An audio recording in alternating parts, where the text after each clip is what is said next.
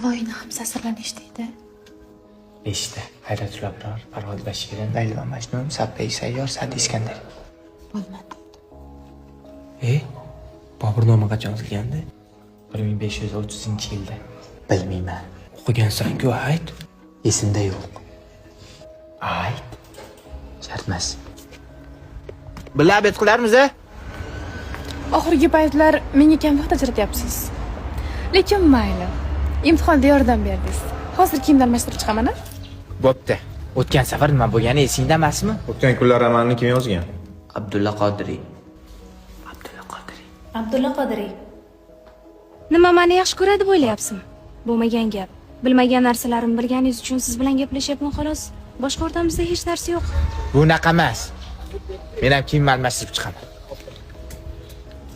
Borasan. Qaysi birini kiysamikini? Nima qilmoqchisan? Hech nima. Bironim aytamizmi? Xullas senga boshqa vaqt ajratish niyatim yo'q. Har doim menga vaqt ajrating, e'tibor bering, ahamiyat bering deyishing meni g'ashimni keltiradi. Sendaqa tovuq miyalarga yordam bergim ham yo'q. Ko'rishni ham xohlamayman, tushundingmi? Nima?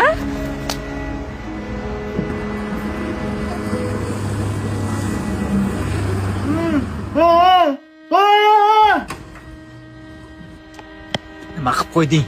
Shaxsiy hayotimga umuman aralashma, tushundingmi? Nima? Meni faqat qizlarni ilintirish uchun o'qiyapsanmi? Kitob ma'lumotlarini yodlab, g'araz maqsadlarda foydalanish uchun o'qilmaydi. O'qigan, bilgan narsalarga amal qiladi, hayotga tatbiq qiladi, tushunyapsanmi? Asarda qo'yilgan qahramonlarning xatosidan xulosa chiqariladi.